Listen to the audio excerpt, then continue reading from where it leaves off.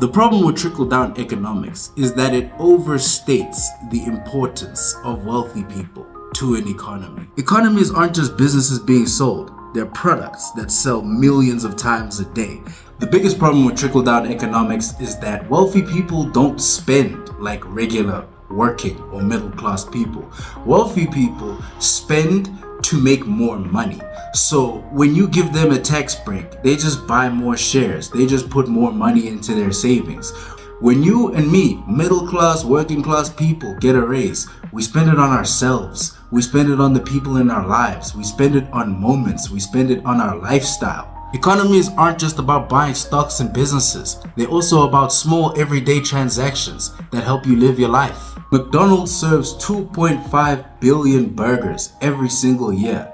And how many of those do you think were sold to CEOs and hedge fund managers? Exactly. Barely any, bro, because they don't spend like you and me spend. When they go out, they don't go to the same restaurants we go to. They may tip way better, they may rack up a bill, but if the restaurant had to rely on people like them, it'd go broke. Because no matter how much you as an individual spend, you will never outspend the market. You will never outspend the global economy. An economy's health is all about how the money is circulated.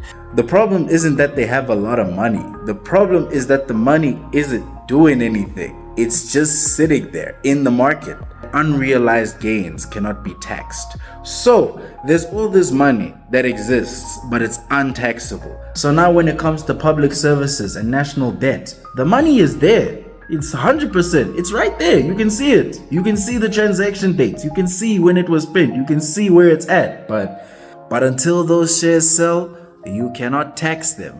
So in conclusion, it may look cool to see the stock market breaking records every other week, but understand it is not the economy, and most stocks have nothing to do with average people. So you should effectively view it, the stock market, as rich people's bank accounts, bro. Old people's retirement accounts. That's what the stock market is for the majority of people. Doesn't mean you're getting a raise. It doesn't mean that public services are finally going to be funded. No, it just means that the people that have already got it are going to get more.